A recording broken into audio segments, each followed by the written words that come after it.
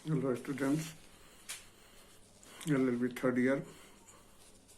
Pre 5 भी। पिछले class में हमने इन्वेस्टिगेशन चैप्टर की चर्चा शुरू की थी, जिसमें यह बताया था कि 154 CRPC में यह प्रावधान दिया गया कि कॉग्निजेबल ऑफेंस में प्राथमिकी दर्ज की जाएगी और उस प्राथमिकी दर्ज होने के बाद पुलिस अनुसंधान प्रारंभ करेगी। अनुसंधान के दौरान यह भी देखा हमने कि 157 में जो 154 CRPC में दर्ज होगा,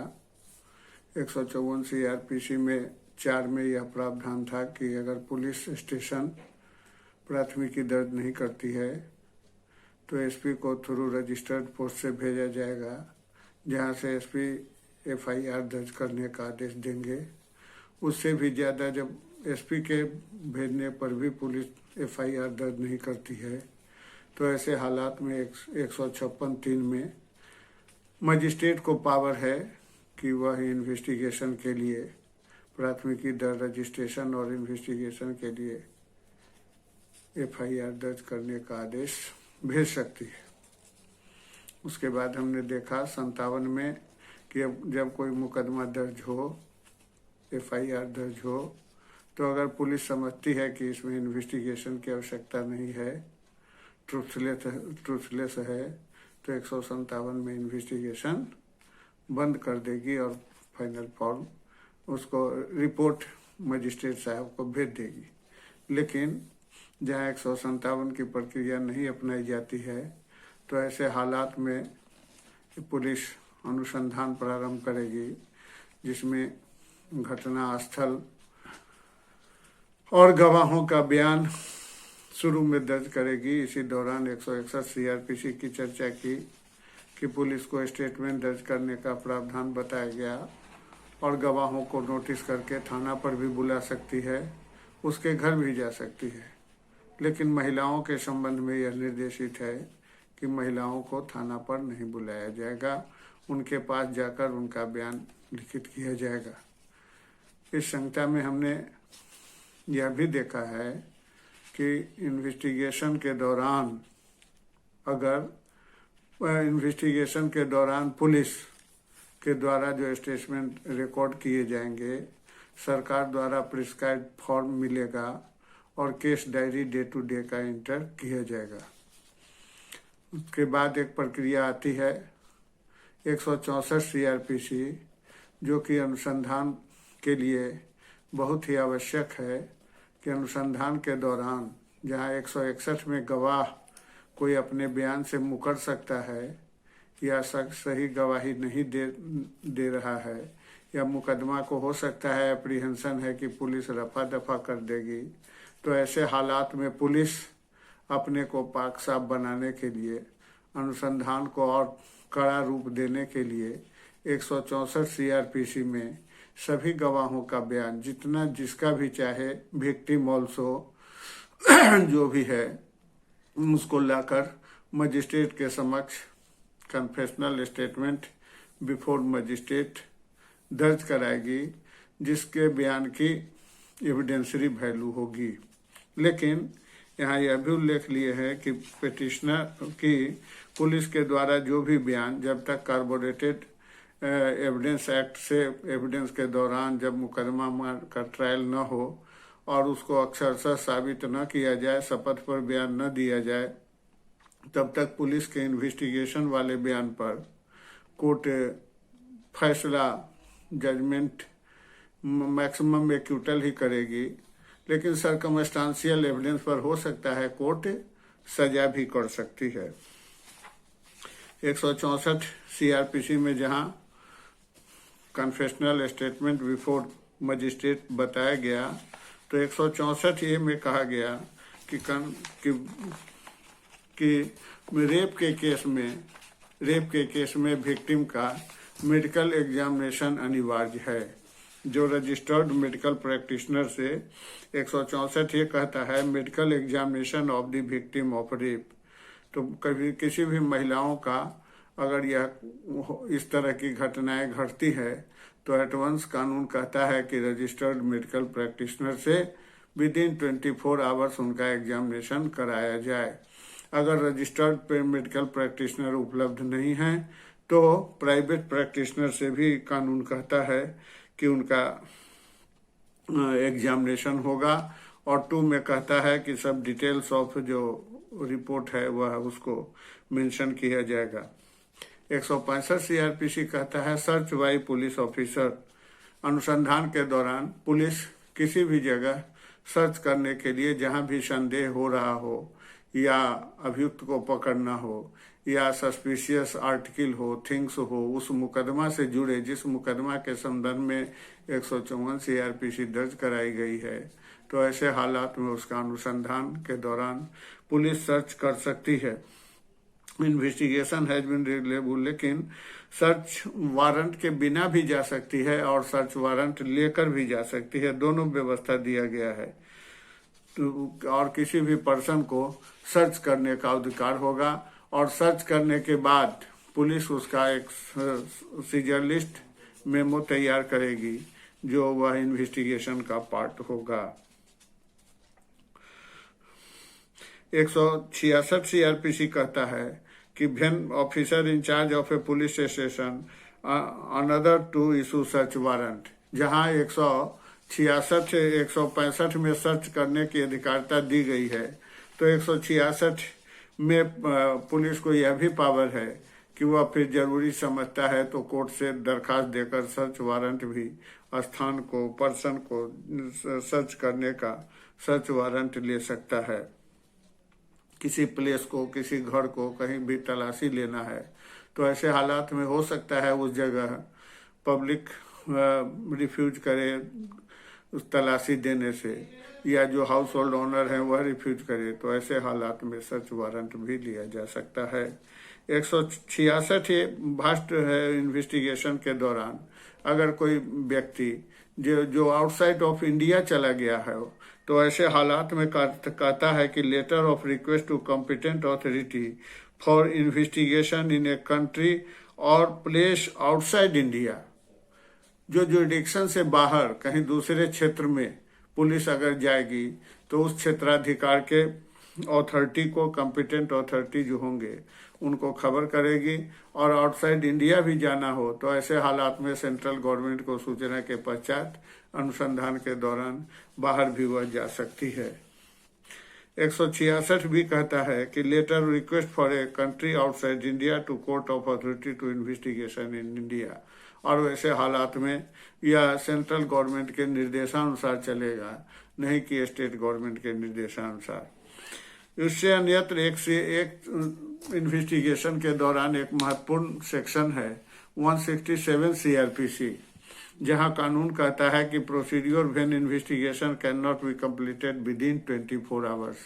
जहां हम लोग शुरू से पढ़ रहे हैं प्रोसीड्यूर में कि इन्वेस्टिगेशन, अनुसंधान का रिपोर्ट 24 घंटे के अंदर,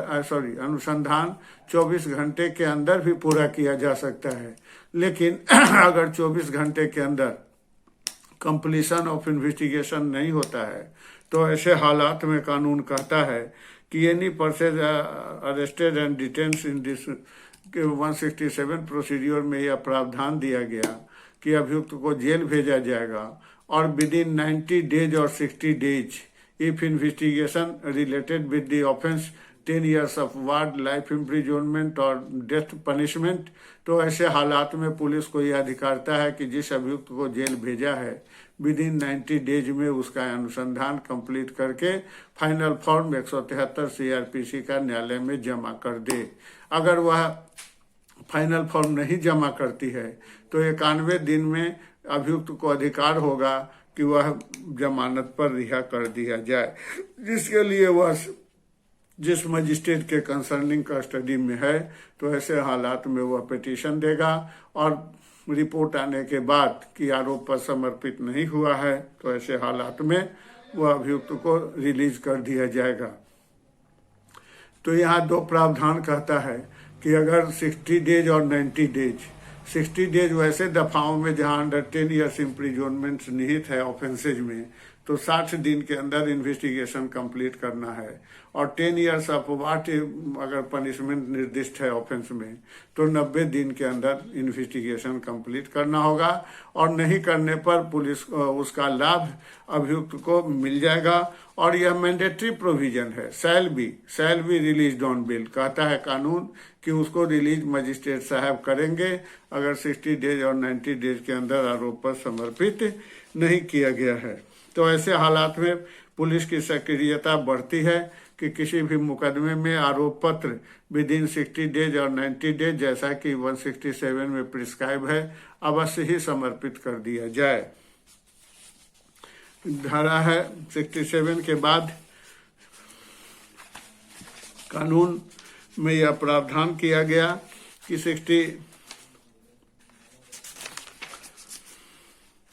में report to investigation by the subordinate police. अब जहां अनुसंधान चल रहा हो तो अपने वरीय पदाधिकारी को 168 सीआरपीसी में कहा गया कि अब सभी रिपोर्ट टाइम टू टाइम वरीय पदाधिकारी को देते रहेंगे। रिलीज ऑफ 169 में कहा release of accuse when evidence deficient. अगर किसी व्यक्ति को जेल भेजा गया है और पर्याप्त साक्ष्य उपलब्ध नहीं है तो साक्ष्य की कमी के आधार पर 169 रिपोर्ट कोर्ट में भेज देगा, जिसके आधार पर पुलिस उसको अभियुक्त को मजिस्ट्रेट साहब उसको छोड़ देंगे। Case not to send magistrate when evidence is sufficient. लेकिन जहां 169 में रिपोर्ट नहीं भेजा गया तो ऐसे हालात में 170 के तहत magistrate of this chapter in charge of a police station sufficient evidence reasonable ground अगर पाता है तो वह रिपोर्ट तैयार करेगा और complainant and witness to be required to accompany with officer not to subject to restraint. तो जो भी गवाहों का बयान है सभी को संकलित करके इसमें एक अहम चैप्टर है 173 सीआरपीसी सेक्शन से है, जिसमें पुलिस को कंप्लीशन ऑफ इन्वेस्टिगेशन करना है। Report of police officer to completion of investigation. इसके बाद जिस अभियुक्त के विरुद्ध कानूनी कार्रवाई की जा रही है, जिन अभियुक्तों को एफआईआर में नाम है, अगर वह अपीयर नहीं हुए हैं तो आरोप पत्र समर्पित एज एब्सकॉन्डर करके डिक्लेयर किया जाएगा। अगर अभियुक्त जेल में हैं तो उनको दर्शाते हुए कि अभियुक्त हिरासत में हैं। अगर बेल पर हैं तो यह पूरा डिटेल्स फाइनल फॉर्म में, जिसको हम लोग आरोप पत्र के नाम से जानते हैं, कंप्लीशन ऑफ इन्वेस्टिगेशन। लेकिन कंप्लीशन ऑफ इन्वेस्टिगेशन दोनों रूप में हो सकता है। या हो सकता है कि मुकदमा का अनुसंधान सभी बिंदुओं पर पूर्ण है और मुकदमा में पर्याप्त साक्ष्य की कमी है और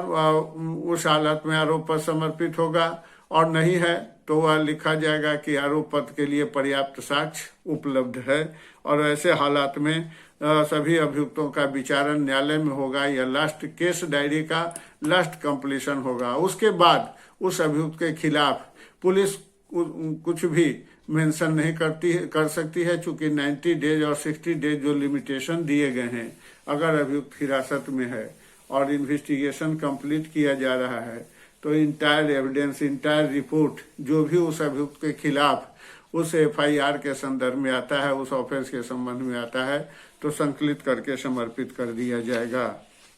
तो यहाँ इन्वेस्टिगेशन चैप्टर के दौरान हम लोगों ने यह देखा कि प्राथमिक कोई भी मुकदमा में सबसे पहले एफआईआर दर्ज होना जरूरी है। जब भी कोई अपराध होगा तो एफआईआर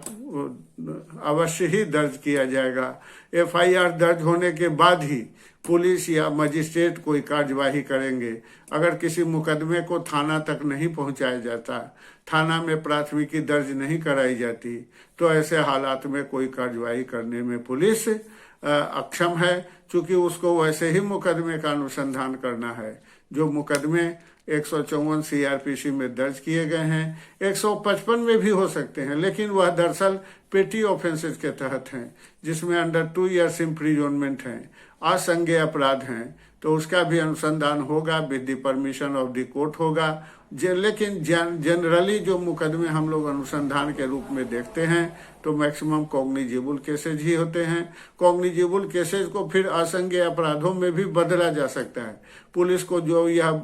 पर्याप्त अधिकार है कि मुकदमे का अनुसंधान के पश्चात किन किन दफाओं में मुकदमा सत्य पाया गया, ऐसा अंकित करके उसको रिपोर्ट संकलित करेगी। तो इन्वेस्टिगेशन चैप्टर में,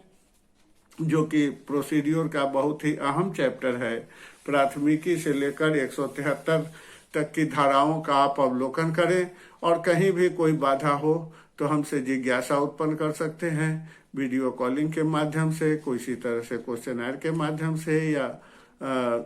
जहां भी कुछ प्रॉब्लम हो अनुसंधान में, तो मैं बताने के लिए हरदम तैयार हूं। हमारे टीचर, सभी शिक्षकगण, प्राचार्य महोदय, डायरेक्टर साहब, सभी लोग ऑनलाइन आपको जानकारी दे रहे हैं और हम लोग भरसक प्रयत्न कर रहे हैं कि आपके कोरोना वायरस के तहत जो क्लासेज नहीं हुए हैं उसकी हम लोग पूर्ति कर दें। Thanks to all.